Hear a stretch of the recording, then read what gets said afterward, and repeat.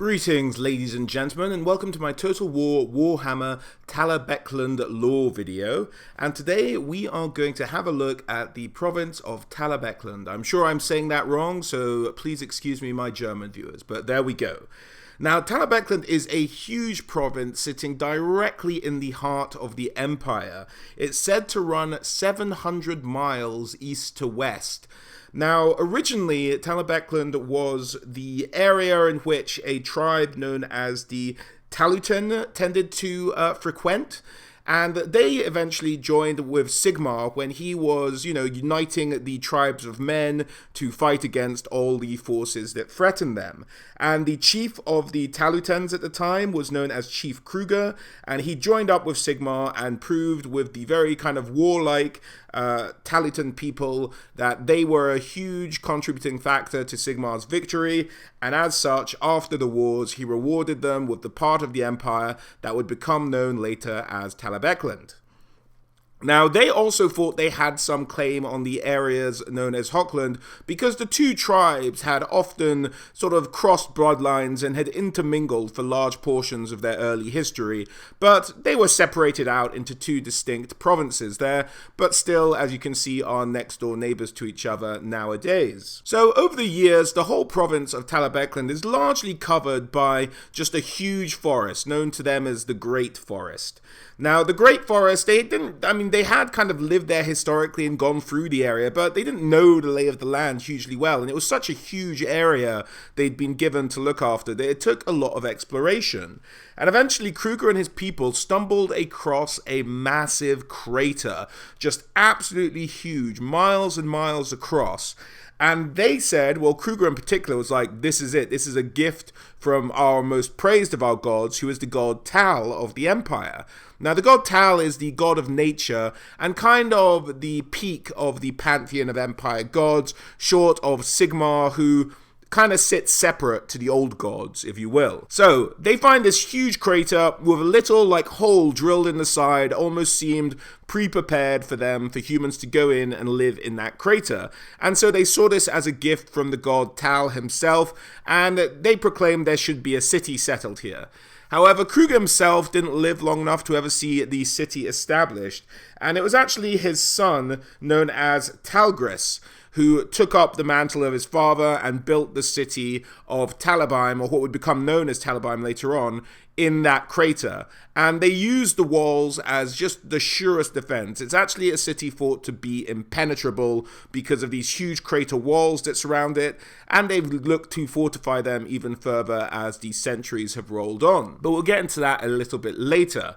So as they sort of moved in and discovered this massive crater, myths started to propagate about exactly how this crater came about.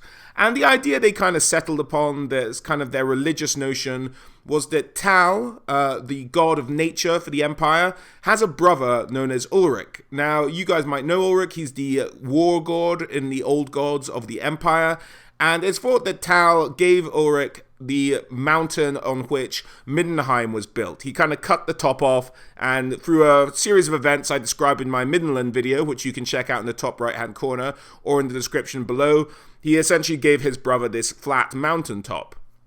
The idea was after he did that, and he was like, oh, I found a fantastic place for my brother and his people to settle down. How about I find a place for myself and my own people? And he started to wander around the lands of the Empire. Eventually, he encountered a massive worm, and they started to do battle. And this battle was so ferocious and so fierce that it's thought that the thrashing of the worm's tail carved out the river of the Talabek, or at least the eastern side of the river.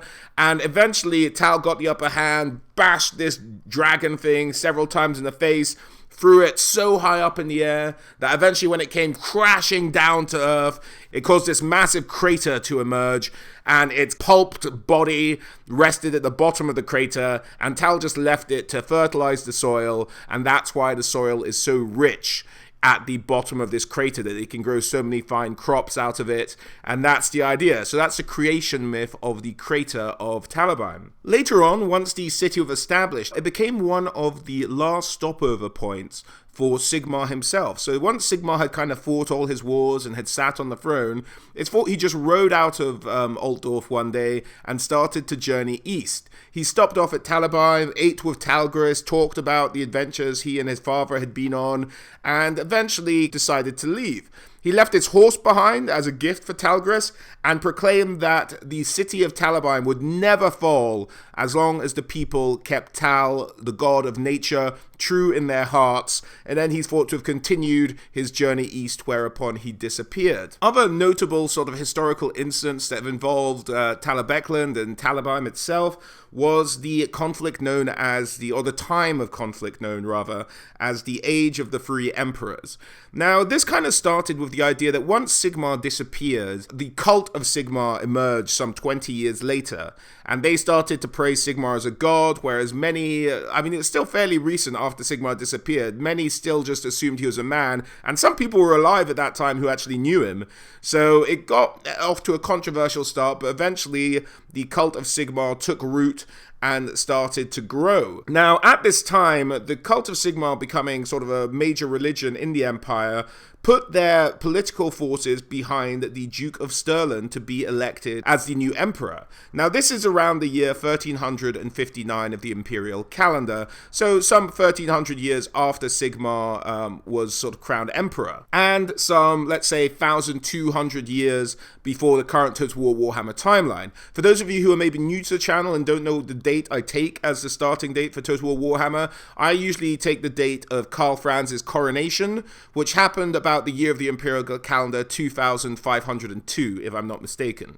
So that's what I take as the starting date. In this year, the cult of Sigmar, which had been growing in popularity and power over the centuries, puts their forces behind having the Duke of Stirland elected as the emperor, and so they place him as emperor. He seemingly wins the vote. However, a number of provinces had abstained from this vote and objected against its result. Chief amongst them was Talabecland itself, led by Ottilian, the female leader of the province at the time, and she was like, no, this is ridiculous. This cult of Sigmar puppet shall not become emperor, and she promptly crowned herself empress.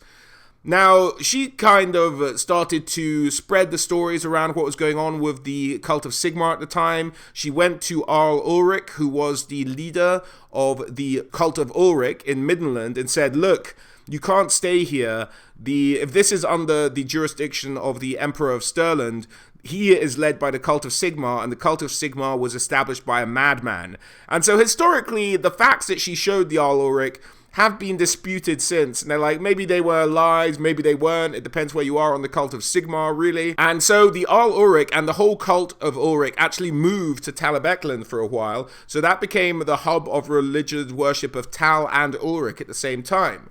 So this whole thing kicks off effectively 1,000 years of turmoil between different people calling themselves emperor, different conflicts breaking out within the empire. It's a whole to-do, and I might do a separate video on it one day, but it's really just to highlight some of the points at which Talabecland was involved, and they were really kind of the spark that started the fire of the Age of the Three Emperors. Moving on a couple of 100 years into the future, at some point, the Count of Middenland declares himself emperor. He goes to Talabecland and says, let's try and reunite the empire. They say no. This starts off an armed conflict, and probably the first actual full-on armed conflict of the three emperors, and they laid siege to Talabheim for 20 years. But because they can grow crops in there, because their walls are impenetrable, you're just not breaking down that siege. It's just not happening. So eventually the Midlanders pack up and go back home, and Talabheim continues on as normal. Eventually there's a split in Talabheim another few hundred years later, around the year 1750, where Horst de Cautious, who was the Elector Count at the time, decided not to send out the armies of Talabheim to protect the rest of the province, and instead he cowered behind his walls, which created a split even between Talabecland, the province, and Talabheim, the city, and even Talabecland declared their own emperor, Talabheim had their own emperor, there are emperors all over the place. Anyway, as I said, I might get into details of exactly what was going on in the Age of the Three Emperors at a later date, but that's really about it. This chaos continues for centuries and centuries and centuries until really the chaos invasion of around the year, I think it was around the year 2300, a little bit before that, I think chaos started out. But around that time, Chaos starts to march into Kislev. Kislev asks for help. No one helps them, including Talib Eklund, and the armies of Chaos start to march on Kislev. And it's not until the emergence of Magnus the Pious out of Nuln, where he puts together an army, fights off the Chaos cults in his own cities, puts together an army, starts moving northeast to go and help Kislev, starts to unite the Empire once more under a single banner, and they fight off the Chaos incursion of that time. Now, after this is all settled, I think everyone unanimously agrees, all right, Magnus should probably be emperor. Let's put all of this nastiness behind us. And so that's when the empire really became unified once again after nearly a millennia of warfare. So that about kind of catches us up to the state of the empire, really kind of at the time. There's a lot more details in there. But let's move on a little bit to the geography of Talabecland itself. Now, as you can see, most of the province is made up largely of the Great Forest. And this is really a source of sustenance, of nutrition, of many kind of the aspects of the way Talabeclanders live their life. They kind of hunt, they fish, they trap, all sorts of things. So the geography really dictates the way the people of the province live. Now, being a great forest in the middle of the empire, and the way that forests just tend to work in the old world, it is also, of course, full of dangerous threats, including gobbo tribes, beastman tribes, all sorts of just nasty creatures living it anyway who aren't affiliated with any opposing army. Really kind of a dangerous place if you're not going through the well-patrolled parts of the forest. One of the biggest threats in the forest of Talabecland, however, is the beastman lord known as the Brass Bull. Now, the Brass Bull started out really just as kind of a minotaur who was just kind of had some kind of minor personality disorders or major personality disorders. He was said to really kill anyone who'd make eye contact with him. He ended up just being a hugely strong and powerful minotaur lord, and as such, just the way the beastman society operates, if you're strong, people just tend to follow you about, so he quickly got his own war herd. At some point, the Dark Powers started to take notice of this minotaur and were like, this guy's a pretty impressive slaughterer of stuff, let's back him up, and they sent an emissary to go and speak to him. So the emissary made the fatal flaw of, in fact, making eye contact with the Minotaur Lord at the time, promptly getting him to bite off his head. Now, you can't just eat an emissary of chaos. That's a terrible idea for the digestion. And he goes on a kind of vision quest, or he has a kind of epileptic fit of sorts, or just a seizure, and he wakes up from this seizure filled with blinding rage and goes on a year-long murdering massacre. Now, at some point, he gets to a human town, he kills everyone in the town, and collapses dead from exhaustion. He's been killing non-stop for a year, but the Chaos Gods revive him and give him just a brass body. They made a body out of metal for him, and that is the Brass Bull. If you'd like kind of the full story and a bit more detail on the Brass Bull, do check the top right-hand corner now, or the description below to jump to that. But he's one of the missing legendary lords for the Beastmen faction at the moment, but he tended to make his home in these great forests, and would in fact rampage around and murder towns in Talabecland. So he's one of the bigger threats in the forest. But as for the regional stuff, a lot of the center of the province you'll see is mostly made up of roving hills where the forest is maybe a little bit thinner, if perhaps non-existent at all. Now these are kind of split up into three known regions in the province, known as, firstly, the Kholsa Hills. Now, the Kholsa Hills are almost completely uninhabited. They're just abandoned, but there are signs of an ancient culture there because there are these eldritch stone monuments that run from hill to hill, and it's thought that they kind of point out pathways to old and ancient earthworks and suggestively shaped mounds. Now, when they say suggestively shaped mounds, I'm assuming they're not meaning in the form of genitalia or anything, but just to suggest there was some kind of culture there, some kind of burial mound perhaps, something of religious significance. Now, the cult of Tal itself, and the cult of Tal and Rhea actually, have kind of said like, hey guys, don't bother excavating this, we'll look into this for our own research, and have kind of mysteriously looking into it themselves. So there's some kind of odd ancient mystery going on in the Kholsa Hills. Further to the east, we have the Farlik Hills. Now, the Farlick Hills are really just the hills used by most of the herdsmen. A lot of the goat herds, maybe some cow herds, some cattle herds, kind of use these hills for grazing land.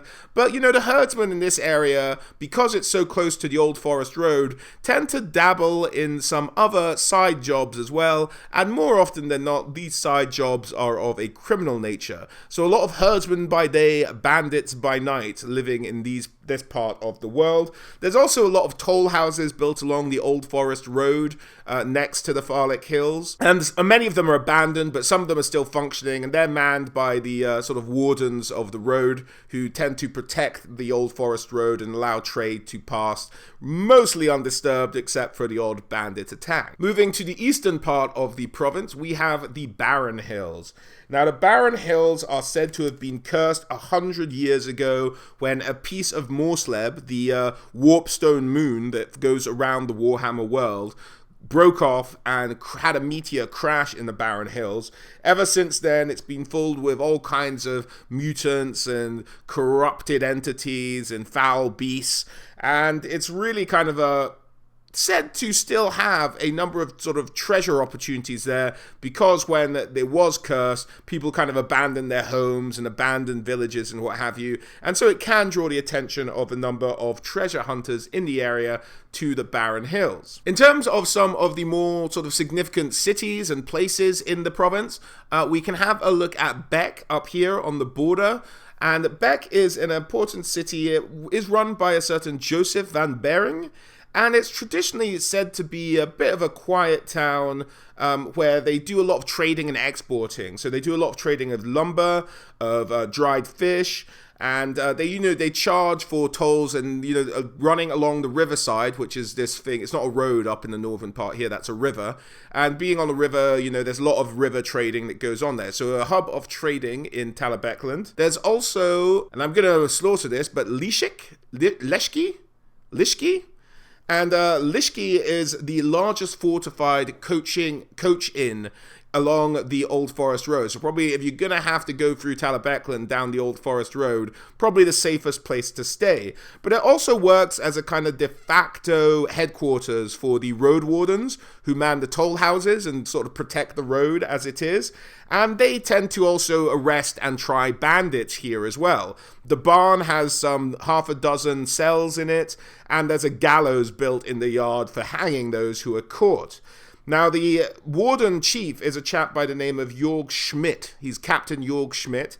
And, he's not one who's not partial to, hanging a guy if they catch him. They'll often make jurors out of the inn guests. And really, he kind of steers the proceedings to go the way he wants them anyway. And so more often than not, if you're ever brought here for a trial, you're probably gonna hang. Now, some people might think of this as harsh justice, but bear in mind, with their dedication to Tal, what the Talabeclanders used to do was simply just nail people to trees and allow the wolves to have it then. And it said even on some of the older, larger trees, when they're felled by the woodsman, that they will find huge nails still with hand bones attached to them, just embedded in the wood of the tree itself. So, they're a hardened people in terms of their judicial system, one could argue. Moving to the northeast, we also have the settlement Priestlichheim. Priestlichheim is my best guess at that one. And this is a monastery for priests of Sigmar, I believe. And it might be priests of Tal. I'm not 100% sure. It's a monastery for a certain type of priest. And they really are looking to completely clean out the Barren Hills of all corruption that haunts it. They're trying to lift the curse of the Barren Hills.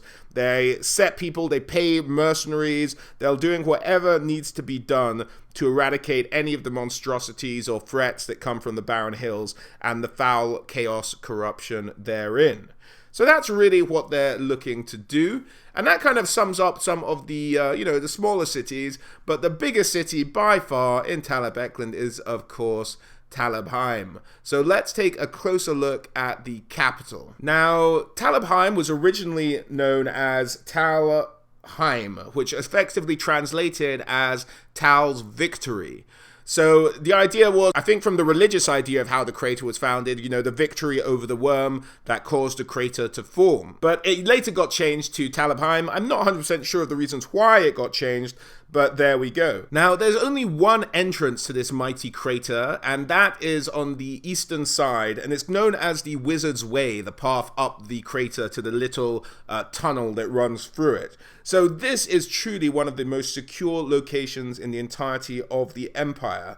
They have built up huge, enormous gun towers along the rim of the crater to fire off at anyone who dares approach with hostile intent. And it's said to be the most fortified city, second maybe arguably only to Middenheim itself on the mountain. But really a very secure location indeed. Now, I've seen contrasting lore on exactly the current state of Talabheim at the moment. Some say it's still the capital of the province.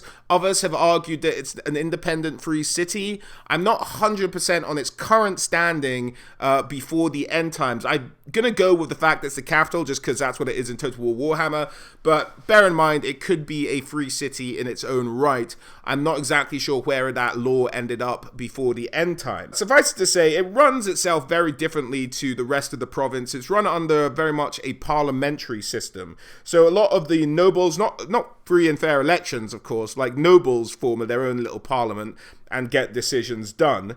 And that is meant to meet at least once every 2 months, but that tends to get pushed back with the amount of very strict observances of holidays and things they have in the province. You know, it's rarer than that the parliament meets. It can be difficult to get stuff done or have things changed as the running of the city goes. Now, the city itself is run very much in the way of a set of very strict laws. Now, there's laws for everything. They're morass and confusing, and there's just so many laws that govern life in Talabheim and in the province itself. It's just mind-boggling. As such, the litigation guild within Talabheim is a hugely powerful and influential group because they're the only ones who can even begin to decipher the legal code of what's going on in this province. Now, a lot of this has to do historically with the 20-year siege that the city was under, and to kind of govern life very strictly, a number of laws were put in place, but the strict sort of enforcing of laws and adding laws to laws on top of laws just continued. And indeed, there's said to be a huge obelisk of black marble that sits within the city that people attach new laws to whenever they need to change them, but there's so many plastered on there that no one can make head nor tails of that either, and really it's just kind of a symbolic gesture taping a new law onto this massive obelisk in the center of the legal district of the city. There's also a port at Talagad, which is just kind of outside the walls, but also maybe considered part of the settlement, and they just kind of set up the river trades, and a lot of river trade goes through there to supply the city of Talabheim itself. Now, as you may notice, the city doesn't take up the entirety of the crater. It's only a small part of it, and the rest of the crater is mostly kind of farmland and woodland, and there's a lot of stuff going on in there. So it's a fun little area to hold out in with enough to support almost the entire city for as long as it needs to be supported in any type of siege. There's also within the crater itself the largest temple to the god of Tal within the empire, as is maybe not surprising with the amount that this province itself is kind of encapsulated by and worships historically and forever going forward the god Tal. So his largest temple is within this crater as well. And there are a number of defenses set up, notably, so we'll maybe go into this a bit more in the military section of this video. But yeah, there's a number of things, including the Terriers, who are armed forces who kind of patrol the tunnels of the crater. Now, there's only one tunnel that goes all the way through, but there are kind of tunnels that go in and out of the crater, and sometimes, you know, nasty creatures and things can make their homes in there, so they just try and root all of these out, and they're just known as the Terriers, and the holes in the provinces in the crater itself are called rat holes, so you never know what they're hunting in there, do we? So that's kind of what that little regiment does. There's a number of other regiments around the city, such as the Talabecland, but we'll get into them a little bit later.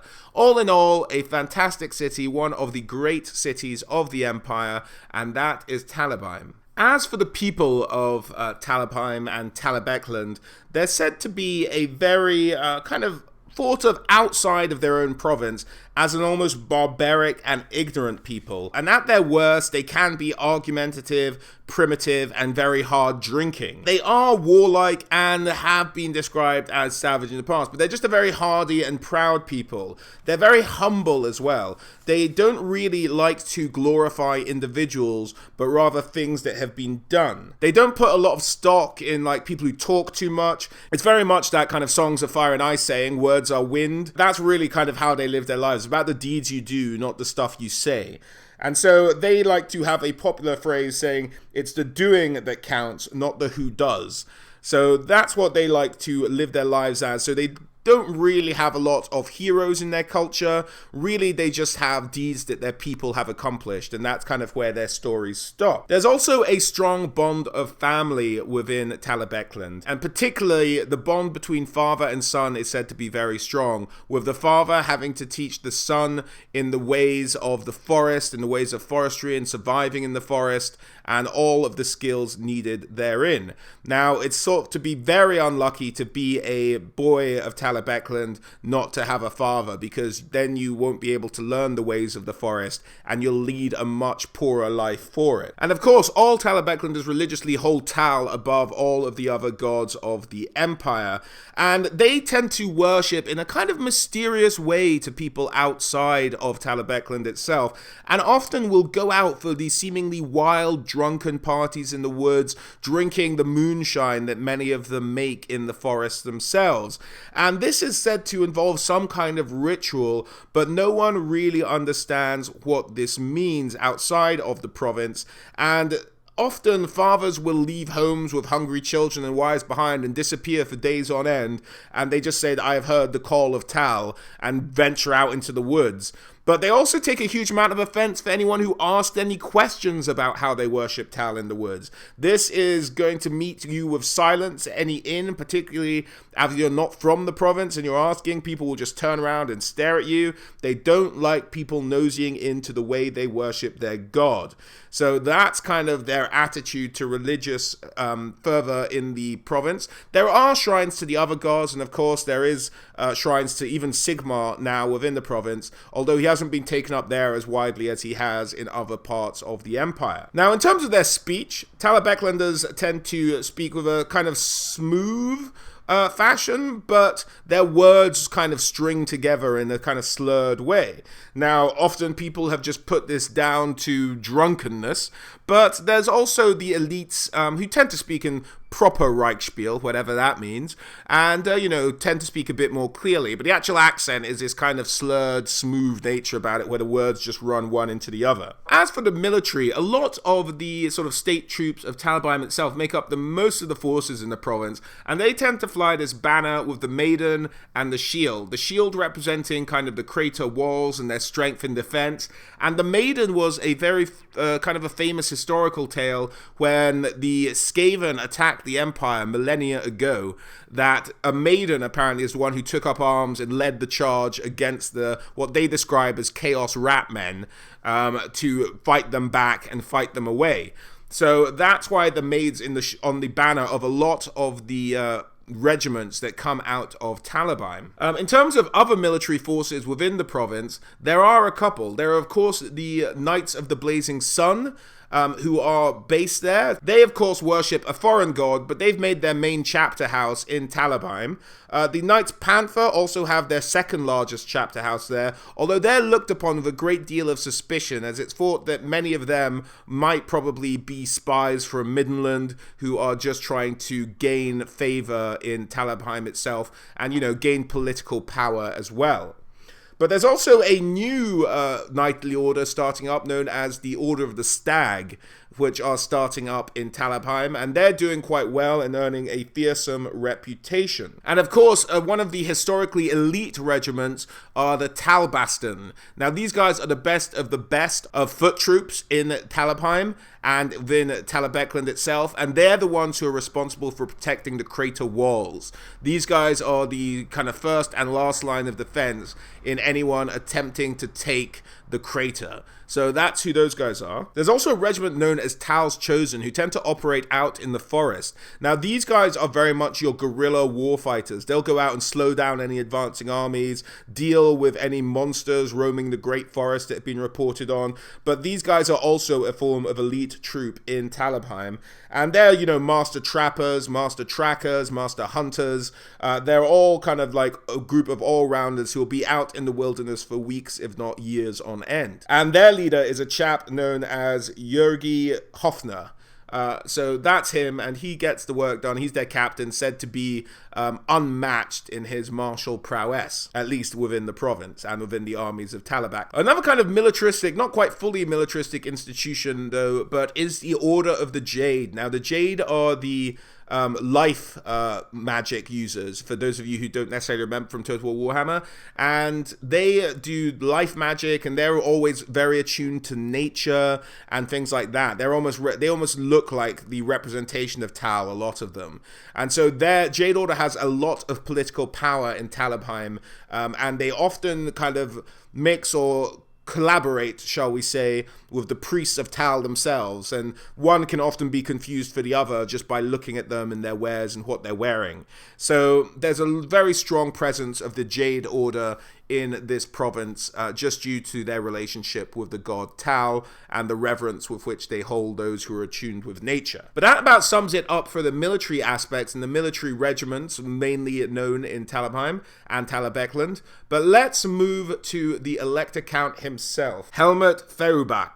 Now, Helmut was a not liked Elector Count. He's said to be foul-tempered. He's said to irk the Parliament of Talabheim by just annoying them. His orders are kind of capricious, and he turns to whimsy a lot. He's very unpredictable. No one's really sure what's going on. He's heavy-handed when it comes to justice, and he shows just poor judgment, and it's just frankly described as an irritating git to be around.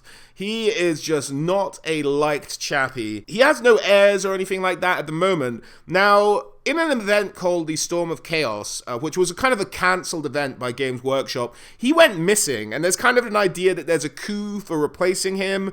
So I'm not 100% sure if he's missing at the moment. I assume not, because he is always listed as the Elector Count, and that kind of got written out of continuity, that whole Storm of Chaos story. So I assume he's still the Elector Count and in the capital and still annoying the hell out of everybody who rules there. And if he goes missing, there probably will be some nefarious plot behind it. But for the moment, people are just like, oh, yeah, if he's there, he's there. If he's not, he's missing, and everyone's a bit happy that he's missing. That's the idea behind this Elector Count. He does, of course, have a runefang, being a founding empire of the province, and the runefang of Talabecland is called the Stonebreaker. So he would be armed with that, and he has this lovely hat as well. So that is Helmut, and he is the Elector Count of Talabecland, the Grand Duke, the beloved of Tal, and the Margrave of the East March. Now, that is him. So there we go. Not a lot on him, except that he's not liked, he's a bit of a git, and yeah, people would be happy if he went missing, but he might not be missing. So there we go. And that about sums it up for Talabecland, guys. Hope you enjoyed that video. There is a lot of lore surrounding the Age of the Free Emperors. I'm sorry I didn't go too deep into it, but this is just kind of an overview of the province, and I hope you enjoyed it. As always, special thanks to my patrons, Huli, Reese, Colin, Mateus, Samuel, Matthews, David, Peter, Sign of the Emperor, Niblitz, Caliph, Nigel, Hankster, Zelha, and James. Thank you guys, and thank you all for watching, and I hope to catch you all on the next one.